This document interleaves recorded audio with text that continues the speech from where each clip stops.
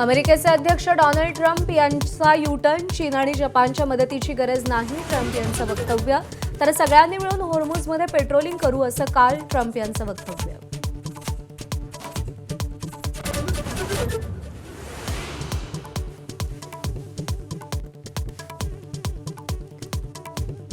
होर्मुझ पार करून आलेलं नंदादेवी जहाज भारतात पोहोचलं, तर काल शिवालिक जहाज गुजरातच्या मुंद्रा बंदरात पोहोचलं. दोन्ही जहाजांमध्ये 83,000 टन एलपीजी.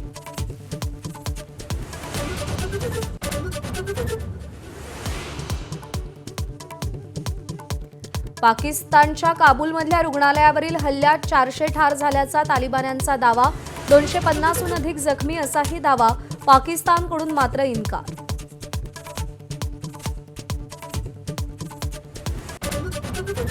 चीनकडूनही तैवानच्या सीमेवर 26 लढाऊ विमानं तैनात. 60 चीनी युद्धनौकाही तैवानच्या समुद्रात दाखल.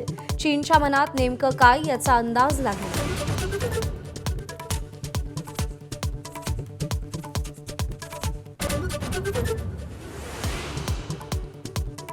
पुण्यातल्या गॅस एजन्सी बाहेरच्या रांगा संपल्या. पुणेकरांना 96 तासानंतर गॅस सिलेंडर मिळणार असल्याची जिल्हाधिकाऱ्यांची माहिती.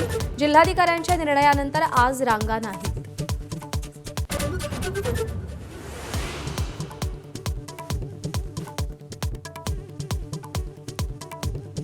सत्ताधारी आजही जितेंद्र आव्हाडांच्या निलंबनाची मागणी करणार. अध्यक्ष आणि गटनेत्यांच्या बैठकीत मुद्दा उचलणार असल्याची शंभूराज देसाईंची माहिती.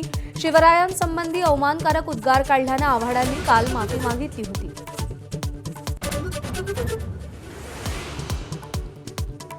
उपमुख्यमंत्री एकनाथ शिंदे दिल्ली दौऱ्यावर. भाजपच्या वरिष्ठ नेत्यांना भेटणार. स्थानिक स्वराज्य संस्थेच्या निवडणुकीत मित्रपक्षांकडून सहकार्य न मिळाल्याची तक्रार करण्याची शक्यता.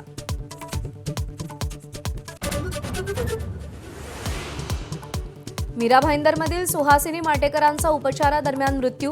अतिदक्षता विभागात उपचारादरम्यान उंदरानं हात कुरतडला होता.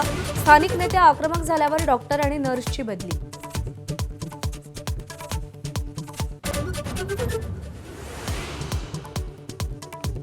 कौटुंबिक वादातून पतीनं पत्नीला मुलुंड स्टेशनवर लोकल समोर ढकललं. पत्नीचा मृत्यू.